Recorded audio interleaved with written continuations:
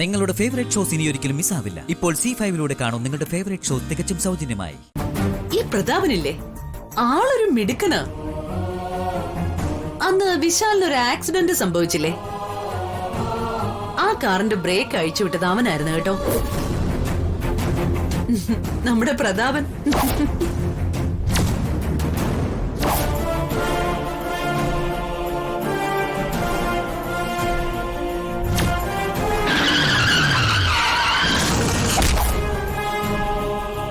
പക്ഷേ ആയുസിന്റെ ബലം കൊണ്ട് ഇതിൽ നിന്നെല്ലാം വിശാൽ രക്ഷപ്പെട്ടു.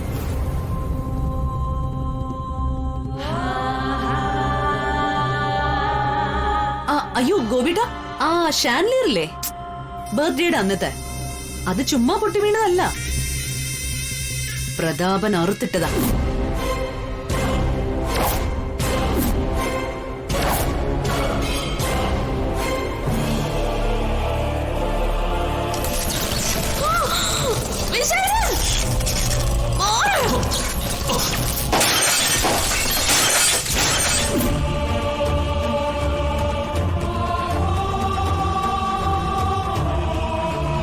അവിടങ്ങളിലെല്ലാം വിശാലിന് രക്ഷയായത് അവളായിരുന്നു, ആ പാർവതി. അതാണ് എനിക്ക് അവളോടുള്ള പകയ്ക്ക് കാരണവും. അവളെ തോൽപ്പിക്കാനും ഈ കണ്ട സ്വത്തുക്കളെല്ലാം എനിക്ക് സ്വന്തമാക്കാനും വേണ്ടിയാ ഞാൻ ജാസ്മിനെ കളത്തിലിറക്കിയത്. എന്നെ നിഷേധിക്കാൻ വിശാലിന് കഴിയില്ല. കാരണം അവൻ എന്നെ അമ്മയായി തന്നെ കണ്ടു. അത് ഞാനങ്ങ് മുതലാക്കി ഗോപേട്ട.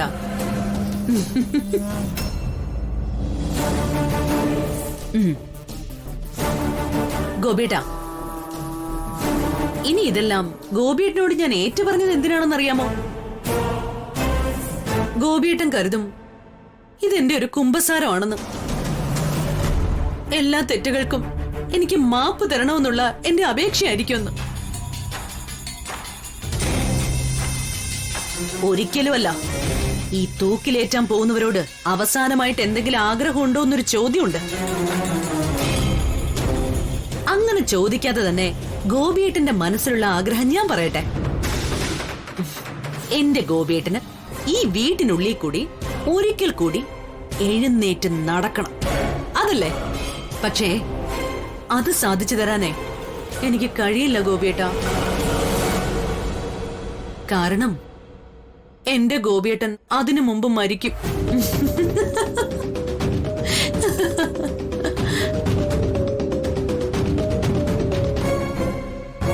ഗോപിയേട്ട, ഉറങ്ങിക്കിടക്കുന്ന ഗോപിയേട്ടന്റെ കഴുത്തില് ആഞ്ഞൊന്നമർത്തിയ ഒന്ന് പിടയ്ക്കാൻ പോലും കഴിയാതെ ഗോപിയേട്ടൻ ഈ ലോകത്തോടങ്ങ് വിടയും പറയും. പക്ഷെ എന്റെ ഗോപിയേട്ടനോട് ഞാൻ ഒരിക്കലും അങ്ങനെ ചെയ്യില്ല. കാരണം ഗോപിയേട്ടനെ അങ്ങനെയൊന്നും കൊല്ലാൻ ഞാൻ ഉദ്ദേശിക്കുന്നില്ല. ഗോപിയേട്ടനോട് പറഞ്ഞിട്ടേ ഞാനത് ചെയ്യൂ.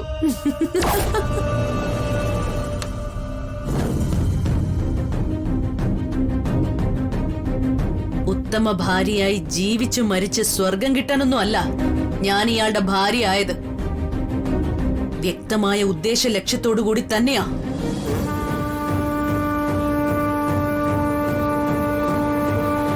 നിങ്ങളെ ഇല്ലാതാക്കാൻ കൊട്ടേഷൻ കൊടുത്തു കഴിഞ്ഞു. ഒരു ഹോം നഴ്സ് ഇവിടെ വരും. ആ മുറിയുടെ ചുവരുകൾ പോലും അറിയാതെ അയാള് ഗോപിയേട്ടന്റെ ജീവൻ എടുത്തോണ്ടങ്ങ് പോവും. ഗോപിയേട്ടനെ നോക്കാൻ ഞങ്ങൾ ആരും നിന്നെ ചുമതലപ്പെടുത്തിയിട്ടില്ല.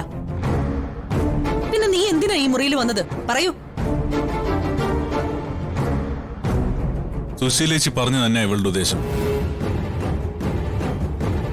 അതിനാദ്യം അളിയനെ ചാക്കിട്ട് പിടിച്ച് വിശാലിന്റെ ഭാര്യ എന്ന സ്ഥാനം നേടിയെടുത്തു. എന്നാൽ എഗ്രിമെന്റ് പ്രകാരം വിശാലിന്റെ സ്വത്തൊന്നും കൈകാര്യം ചെയ്യാൻ കഴിയില്ല. അളിയൻ ജീവിച്ചിരിക്കുന്നതാണല്ലോ അതിനൊരു തടസ്സം. അളിയൻ തീർന്നു കിട്ടിയ വലിയൊരു തടസ്സം തീർന്നു കിട്ടുമെന്ന് മനസ്സിലാക്കി എഴുന്നേക്കാൻ പോലും ത്രാണിയില്ലാത്ത അളിയനെ കൊല്ലാൻ തന്നെ ഇവള് വന്നത്. ഒരു സംശയമില്ല ചേച്ചി.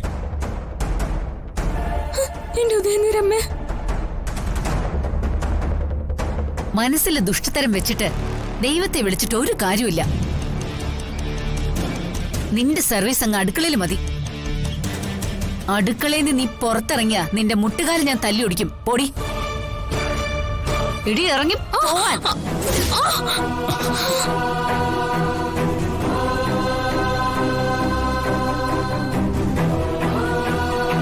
എന്താ എന്താ പാർവതി?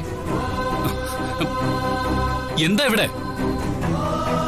വിശാൽ, ഇവളെ ഈ കുടുംബത്തിൽ വെച്ച് വഴിക്കാൻ പാടില്ലെന്ന് അന്നേ പറഞ്ഞതല്ലേ? എന്നിട്ട് അത് അനുസരിക്കുന്നതിന് പകരം ഗായത്രിയുടെ കസേരയിൽ പിടിച്ചിരുത്തുകയല്ലേ ചെയ്തത്? എല്ലാവരും തലേ കയറ്റി വെച്ചതോടെ ഇവള് തനി നിറം കാണിക്കാൻ തുടങ്ങി. എന്താ ഉണ്ടായെന്ന് പറയ്. ഈ പാർവതി എന്ത് ചെയ്തെന്നായി പറയുന്നേ? ഏയ് ഒന്നുമില്ല, അളിയനെ ഒന്ന് കൊല്ലാൻ നോക്കി.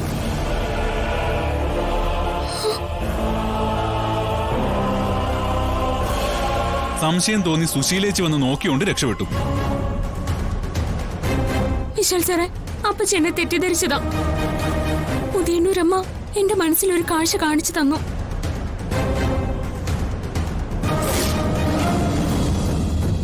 ഞാൻ പേടിച്ച് അച്ഛനെ നോക്കാൻ വന്നതാ, അല്ലാതെ അപ്പച്ചി പറയുന്ന പോലെയൊന്നും അല്ല.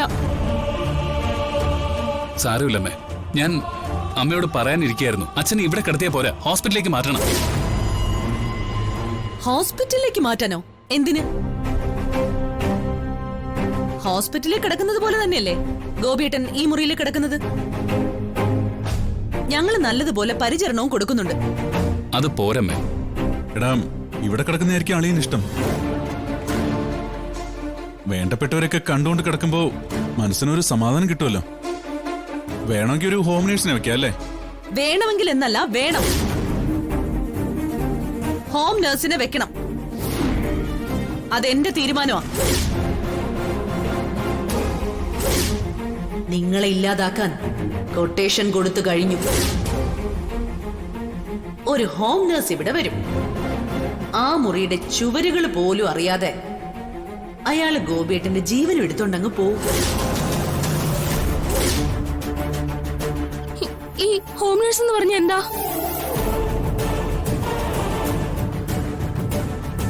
വീട്ടിൽ വന്ന് രോഗികളെ പരിചരിക്കുന്ന നഴ്സ്. അങ്ങനെ ഒരു നഴ്സിനെ വയ്ക്കാനാ അമ്മ പറഞ്ഞത്.